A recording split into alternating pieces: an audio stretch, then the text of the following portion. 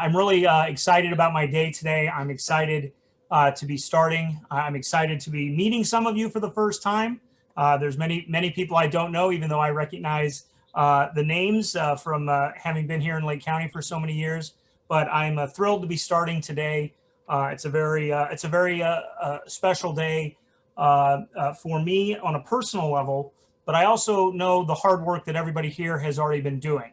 And in a good, I say this in a good way, I hope that for many of you, it's just another day at the office because I want to acknowledge the hard work that everybody is doing to help the people of Lake County, sort of irrespective of who the leader of the office is. I know that everybody here is working hard for the clients, for the public, for the survivors of crime, for the police officers, and generally for the public.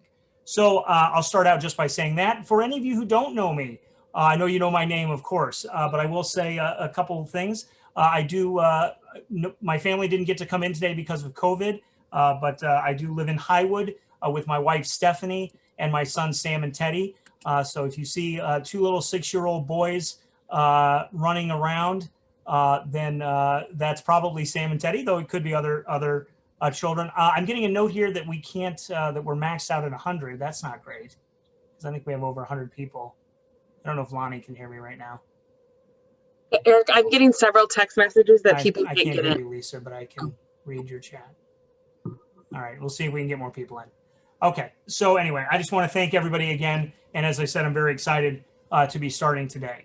I also want to thank Michael Nierheim for his years of service to the county and to the public. I know how much he was liked and respected in this office. I certainly acknowledge that.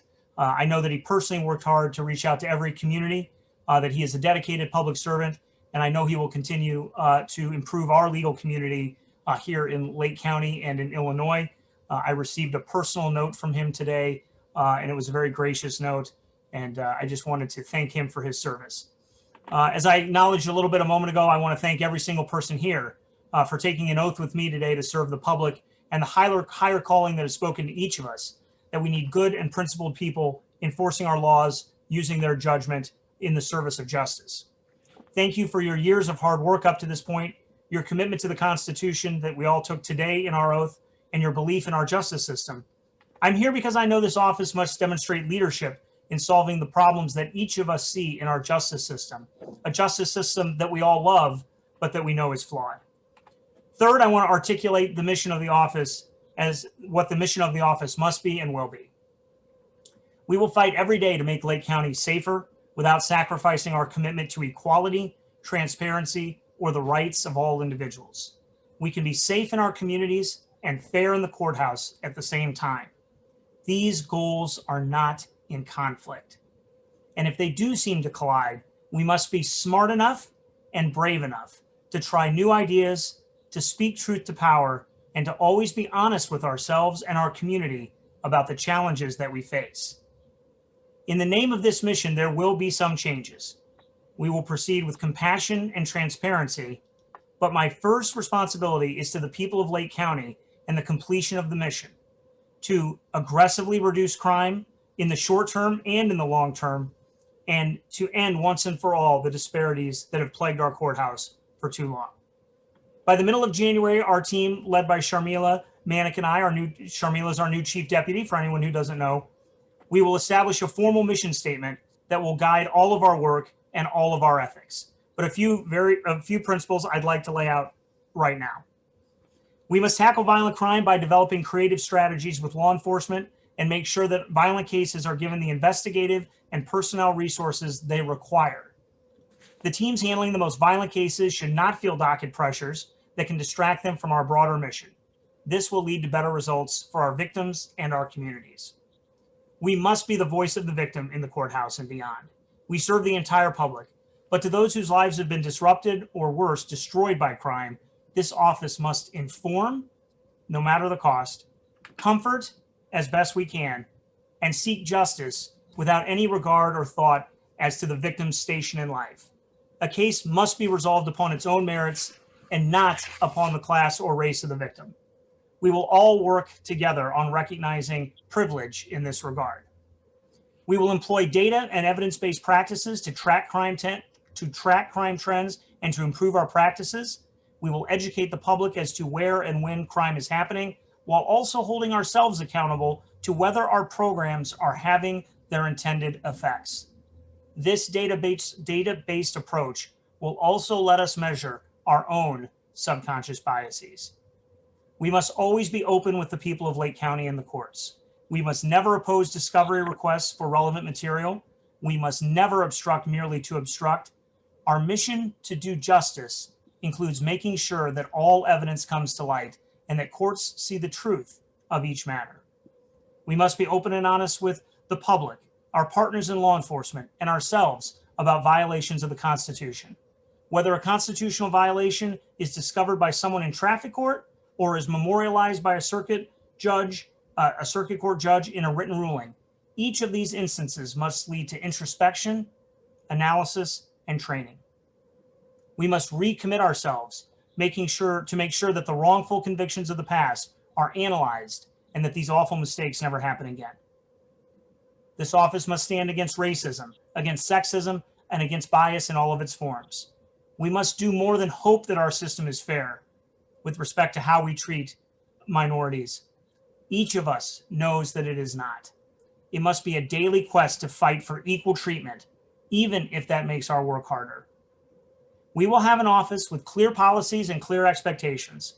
We will respect each other and we will help each other, because that is how we help the public. Our workplace must be one of new ideas and openness. My door will always be open to each and every one of you. In the coming weeks, new policies will be developed and implemented. Personal changes will be completed by February as the leadership team and I evaluate what approaches have and have not worked. A few housekeeping matters for everyone. Please complete an anonymous survey that Lonnie Rita is going to be sending around. It will be anonymous, 100%, just like the bar results. And it's a way for me to understand the changes that we can make. And I hope everybody will participate in that. Every single person will be receiving that, and I'd love to hear from everybody.